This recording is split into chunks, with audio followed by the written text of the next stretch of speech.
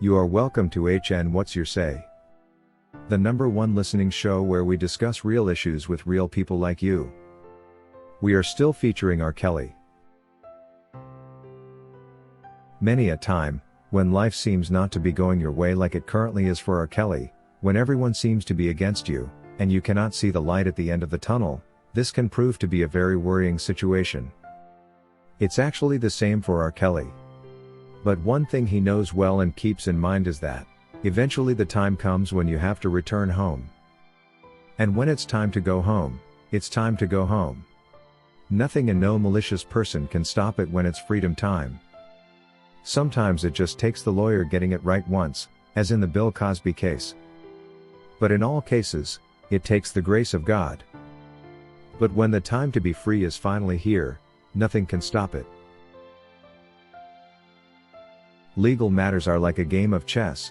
You may play well and win more pawns, but when it's checkmate, my friend, it will not matter how many of your opponent's pawns you have on your side of the table, it will be checkmate. Let's flash back on the Bill Cosby case. All hopes were nearly lost, all great moves had been played. The world had almost given up on him, thinking the old man was destined to remain locked up in prison. And here came Jennifer Bonjean, who decided to go back and read through the entire case file, only to identify a loophole, one that offered her a chance to play that single golden move, and the enemy king was trapped. One may wonder and ask, but what made this so-called golden move so special?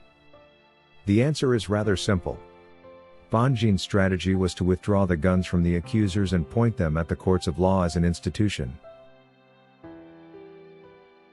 While prosecutors like to act all genius, these guys depend largely on the quality and number of their prosecution witness stories. Cases like these where the witnesses are so many provide a higher probability of quality witness stories, making it difficult to win an argument against them as the defense. The trick Jennifer Bonjean used, therefore, was to point the guns at the defenseless court, basing on an agreement that Bill had signed, which offered him freedom in exchange for cooperation on other important matters in the early stages of the case.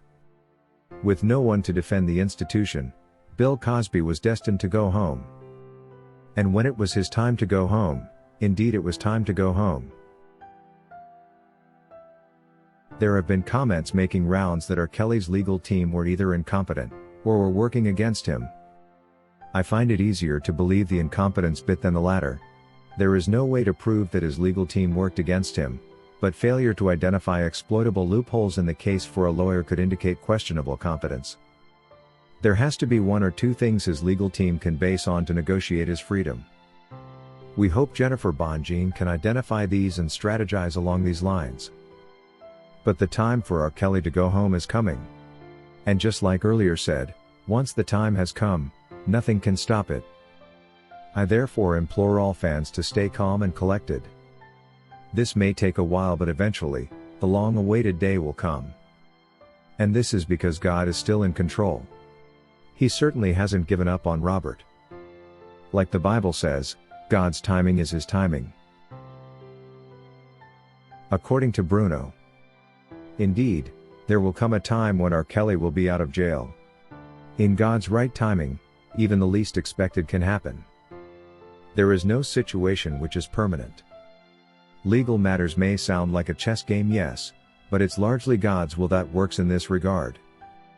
The good news is that while the world may classify R. Kelly as evil, God's eyes look straight at his heart.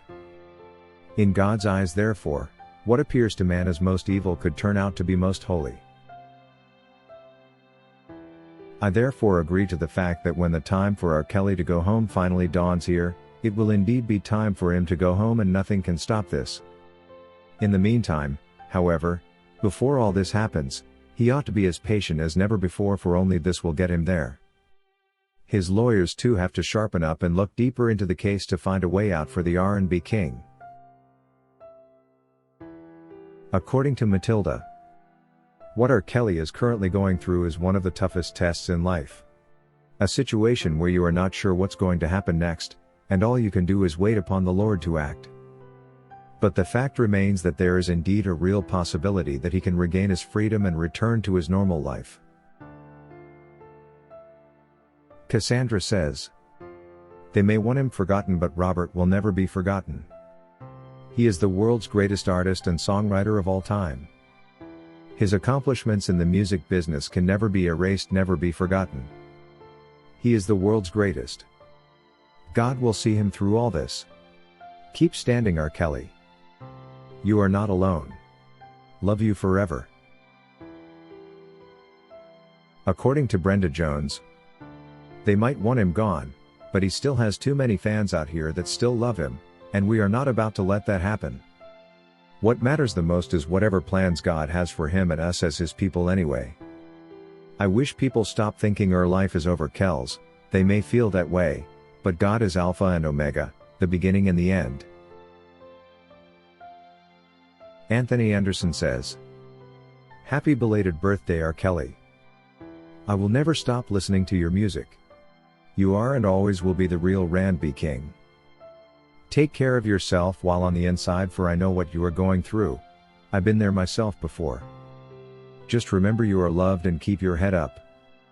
Remember this, do your time, don't let time do you. Peace, my brother." Joshua Ellis says, "Happy New Year, R. Kelly. Be strong and keep your faith. Your music has inspired me in many ways and I have found it uplifting. There is no other artist that can carry the rings like you. You are God-gifted and talented. There will never ever be another you, Robert. Much love from Arkansas." Daniel Lord says, "Hello, Robert, I am still listening and watching your music. I am proud to buy your music and still doing it. I find it really enjoyable when I find a new song that I have not listened to before. Songs that you did that won't normally come up when you search for song under your name. Your concert was the very first I ever went to, the one you held in the buffet in Dallas, Texas." According to Tanya Blunt, R. Kelly still has work to be done and the Most High ain't finished with him yet. He still has so much purpose here. So many songs to sing for the Lord, more than he ever did before. Come home soon. Many blessings. That is all we had for you today on HN What's Your Say. To keep updated whenever we post a new video, subscribe to this channel now. Also remember to hit the bell icon and enable notifications. And feel free to share your opinions with us in the comment section below, and let us know if you would like us to publish your views in our next release. We value all our subscribers' opinions.